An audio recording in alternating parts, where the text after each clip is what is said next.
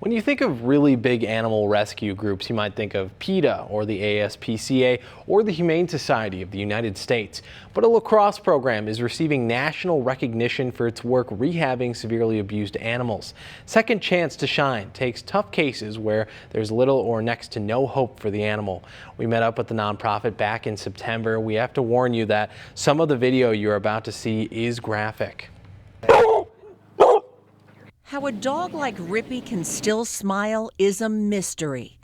At roughly 9 months of age, he was left for dead in the woods near St. Paul, tied to a tree, with no food or water. La Crosse trainer Pam Culver says this type of abuse is hard for many of us to hear. We see a lot of this. Yeah, it's bad, but move on. Dog has to move on, so we move on.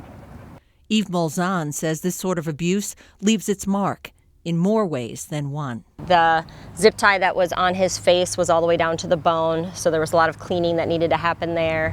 The issues with the back leg, it was maggot infested, needed to be amputated. Eve runs Fun for Pets doggy daycare in La Crosse. Her expertise and passion for pets carried over to rescue. And out of all the agencies equipped to work with Rippy, the St. Paul Rescue contacted her.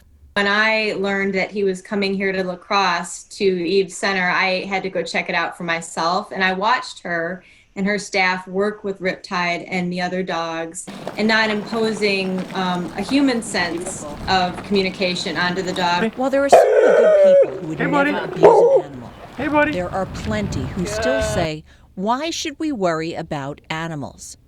Melissa has the perfect answer. It's been very heartening that in recent years, entities like the FBI, down to state and local law enforcement, have started to take animal cruelty much more seriously. You know, a person who could do such a cruel thing to an animal like Riptide needs help and intervention and needs to be really prevented from harming others, both animals and human beings, in the future. Even Pam might have different reasons for getting involved in animal rescue, but they certainly have the same reason for never giving up. So although I may not be the one that abused Rippy, I certainly can be the one to help him move forward in his life. And that makes it all worthwhile. He deserves it. Right, bud?